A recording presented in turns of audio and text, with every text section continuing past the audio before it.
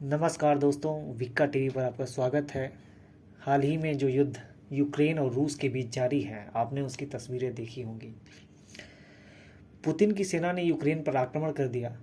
दुनिया इसे रूस की घुसपैठ करार देते हुए अंजाम भुगतने की बात कह रही है। लेकिन सवाल यह है कि एक ज़माने में सोवियत संघ का हिस्सा रहे यूक्रेन और रूस की अदावत की वजह क्या है? आखिर ऐसा क्या हुआ कि पुतिन ने सेना को युद्ध का आर्डर दे दिया, दुनिया को विश्व युद्ध के मुहाने पर खड़ा कर दिया?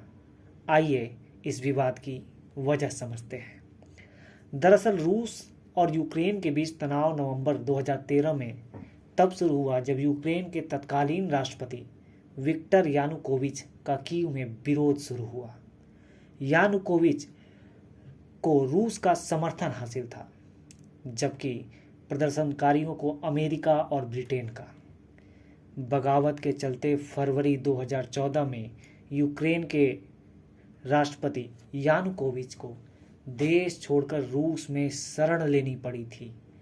विवाद यहीं से शुरू हुआ और पलटवार करते हुए रूस ने दक्षिणी यूक्रेन क्रीमिया पर कब्जा कर लिया। बात यहीं नहीं रुकी। रूस ने यूक्रेन के अलगाववादियों को खुला समर्थन दिया। तभी से यूक्रेन सेना और अलगाववादियों के बीच जंग जारी है।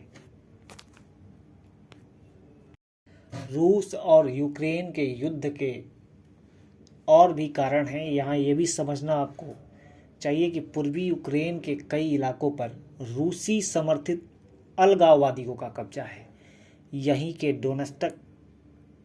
डोनेटस्क और लुहांस्क को तनातनी के बीच रूस ने अलग मुल्क के तौर पर मान्यता दे दी।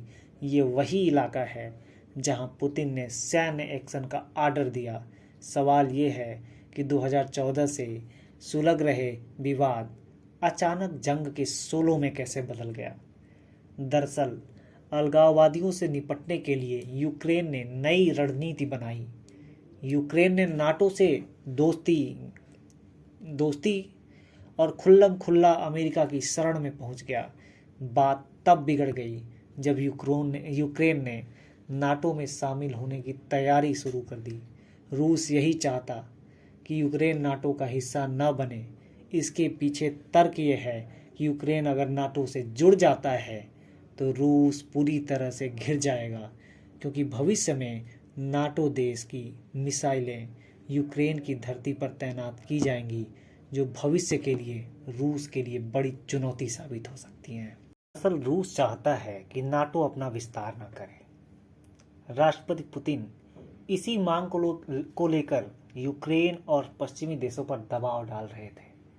आखिरकार रूस ने अमेरिका और दूसरे देशों की पाबंदियों की परवाह किए बगैर गुरुवार को यूक्रेन पर हमला बोल दिया।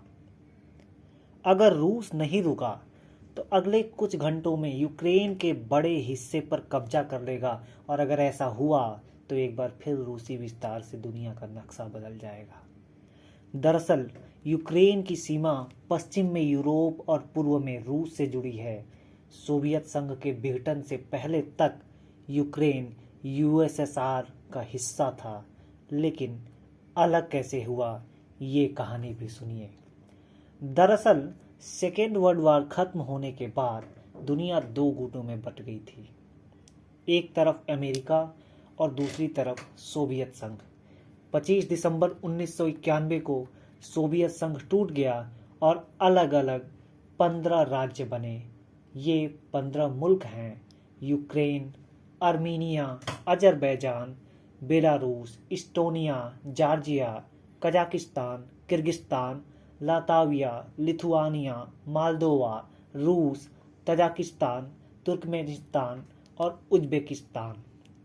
विघटन के बाद आज आज़ाद मुल्कों को अपनी मान्यता मिल गई, लेकिन कई मुल्कों के बीच आज तक विवाद पूरी तरह नहीं सुलझा है। यूक्रेन के सामने शुरू से कई बड़ी चुनौतियां रहीं। पहली चुनौती पूर्वी और पश्चिमी यूक्रेन के लोगों के बीच भिन्न भिन्न विचारधारा। दूसरी चुनौती पूरब और पश्चिम में भाषा के साथ साथ राजनीतिक रुझान भी दोनों इलाकों से जुदा है। तीसरी चुनौती थी अलगाववाद यानी यूक्रेन के अंदर भी बगावत की चिंगारी सुलग रही थी। बस रूस उसी चिंगारी को आग में बदलने की कोशिश कर रहा है। यहाँ तक आपने सारी बातें समझी और ये वीडियो